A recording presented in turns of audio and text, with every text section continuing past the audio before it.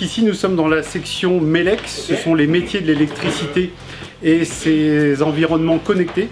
Donc moi je suis chargé avec d'autres collègues d'enseigner aux élèves la partie pratique. Alors il y a différentes phases dans notre métier. On a une partie qui va consister à préparer nos interventions, donc sur un chantier qui peut être dans le bâtiment, dans le tertiaire ou dans l'industriel. La deuxième phase, les élèves vont être en réalisation, donc ils vont câbler des appareils, aussi bien dans le secteur industriel, des installations connectées, embarquées, de la domotique, tout un système, tout ce qu'on peut faire en fait avec de l'électricité. On a une troisième activité qui est la mise en service et la mise en fonctionnement et la vérification des fonctionnements de nos systèmes installés, quels qu'ils soient. Alors ça peut être aussi du paramétrage, de la programmation informatique, toute une série de choses qui vont faire qu'on va pouvoir mettre en fonctionnement optimal l'ensemble de nos installations électriques.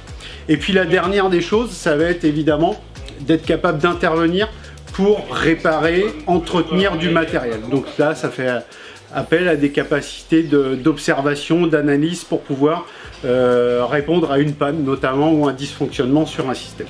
Voilà l'essentiel de nos activités, sachant que nous dans notre domaine on travaille à 80% sur de la pratique, on fait de moins en moins de cours, on essaye vraiment de faire travailler nos élèves sur des choses concrètes. Et il y a une toute petite partie évidemment où il faut apprendre un petit peu de technologie, connaître ses symboles, etc. etc. J'ai décidé de faire cette filière parce que j'aimais bien bricoler et j'aimais bien aussi l'électricité et un petit peu l'informatique. Donc tout ça, ça se lie. Donc là du coup on se retrouve devant un système en domotique. Donc la domotique, on peut contrôler ça à partir du téléphone. Dans ce système, on peut contrôler des prises et des lampes à partir de notre téléphone ou bien même depuis les boutons ici présents. Et là, je suis en train de travailler sur des sécurités qui rajoutent des sécurités d'ouverture ou de fermeture de portes sur des systèmes automatisés pour éviter des accidents au travail. Il faut savoir que des stages sont obligatoires. Alors ils sont obligatoires et ils sont nécessaires pour compléter au maximum la formation, puisque nous on va évaluer certaines compétences évidemment au lycée qu'on ne pourra pas évaluer en entreprise, puisqu'on n'a pas les mêmes moyens. L'élève va être soumis à 6 périodes de stage en entreprise, donc équilibré sur les 3 ans, on a à peu près 8 semaines de stage par année d'études.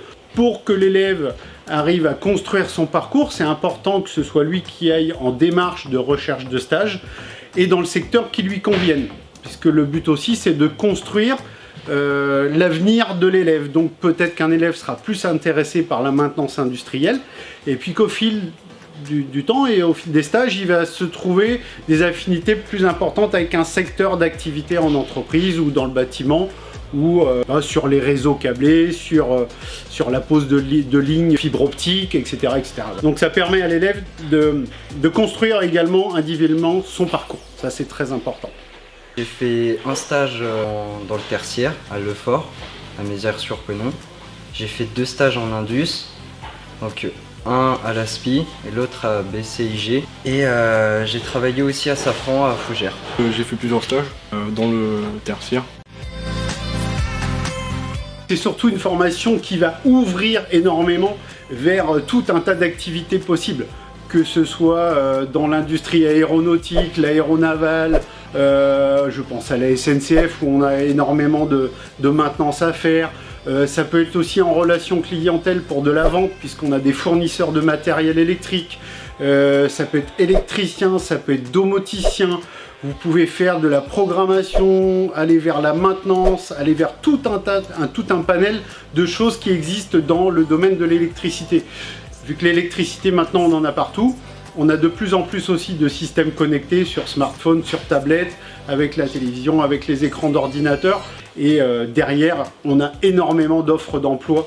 On a régulièrement des entreprises qui nous demandent des élèves qui sont sortis de notre formation ou pour les avoir également en BTS en alternance pour qu'ils puissent être formés aux travaux dans leurs entreprises. Et plus tard, j'ai pour projet d'être électricien et à côté d'être pompier volontaire. Alors j'aimerais travailler dans l'informatique industrie, faire un BTS SIO à Rennes.